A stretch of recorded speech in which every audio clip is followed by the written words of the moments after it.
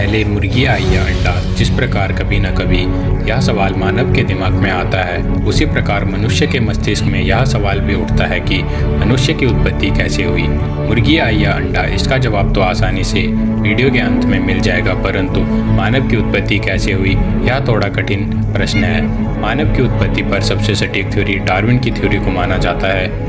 Darwin ने कई साल भ्रमण करके दुनिया की बहुत सी जगहों पर जाकर शोध किया और मनुष्य के अवशेष ढूंढे, जिसके आधार पर यह कहा जाता है कि मनुष्य के विकास बंदरों से हुआ है। डार्विन के अनुसार कुछ प्रजातियों के क्रमिक विकास के दौरान चंद प्रजातियां जमीन पर स्थायी रूप में निवास करने लग जाती हैं, यानी कि जिस प्रकार धरती के वातावरण बदलता है उसी प्रकार जीव अपने आप को वातावरण के अनुसार बदलते हैं और कई वातावरणिक परिस्थितियों की वजह से यह जीव धीरे धीरे नई प्रजातियों में परिवर्तित हो जाते हैं। जिस प्रकार आदिमानव के शुरुआती दौर में जब वो पेड़ों पर रहते थे तो उनकी पूंछ हुआ करती थी, परंतु जब वह जमीन पर रहने लगे तो पूंछ का इस्तेमाल कम होने लगा और धीरे धीरे पूंछ विलुप्त हो गई, जो कि आधुनिक मानव में देखा जा सकता है। इसी तरह आज से तकरीबन 24 मिलियन साल पहले होमिनाइड नाम का एक समूह आदिमानव से विकसित हुआ, जो कि चिंपैंजी और अन्य एप से थोड़ा विपरीत था। जैसे कि एप्स में पूंछ होती है और उनकी कमर झुकी होती है,